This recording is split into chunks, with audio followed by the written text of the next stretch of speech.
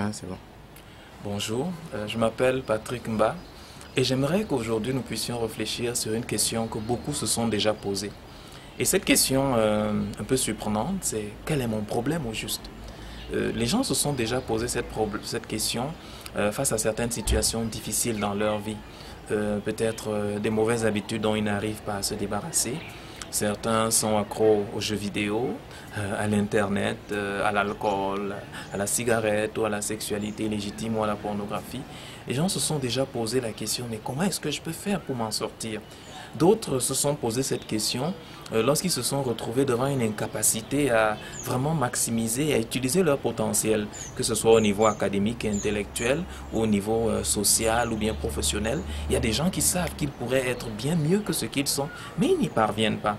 Et d'autre part, il y a des gens qui se sont posé cette question dans des relations. Certains détruisent continuellement les autres qu'ils rencontrent par une jalousie excessive ou bien par un désir de contrôle, et même malgré eux. Eh bien, j'ai une bonne et une mauvaise nouvelle pour vous. Commençons peut-être par la mauvaise. La mauvaise, c'est que ce problème est dans le cœur. Ce n'est pas une question d'instruction, de niveau de vie, de zone géographique. Ce n'est pas un problème d'argent ou de capacité matérielle. C'est dans le cœur. Et si rien n'est fait, notre cœur nous entraînera de plus en plus à notre ruine. Ça, c'est la mauvaise nouvelle. Mais la bonne nouvelle, c'est que si nous passons par la nouvelle naissance telle que décrite par la parole de Dieu, on peut résoudre ce problème.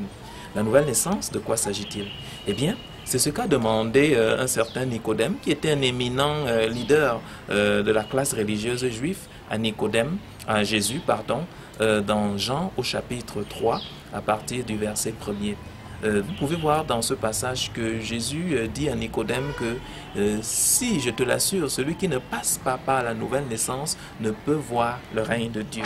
Et Nicodème pose la question que vous et moi nous aurions posée. Comment un homme vieux peut-il renaître? Peut-il rentrer encore dans le sein maternel? Mais Jésus lui dit non, moi je te parle de choses spirituelles. Nos parents, c'est vrai, ne nous transmettent que la vie naturelle. Et c'est pour cela que Jésus, un peu plus tard dans ce passage, dit que ce qui est né de la chair est chair et ce qui est né de l'esprit est esprit.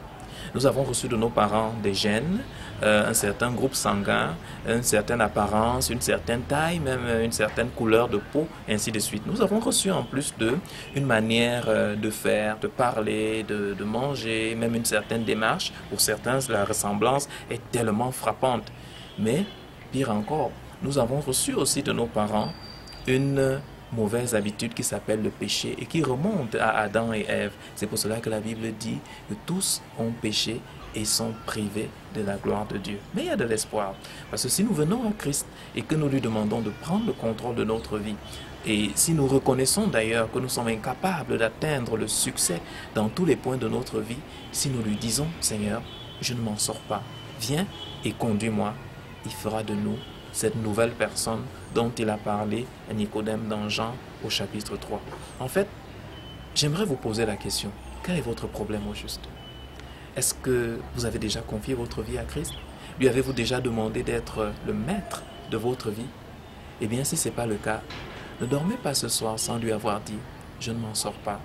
Voici comment j'ai péché contre toi, tu le sais. Prends le contrôle de ma vie et fais de moi une nouvelle personne. Vous serez surpris du résultat. Merci et à bientôt.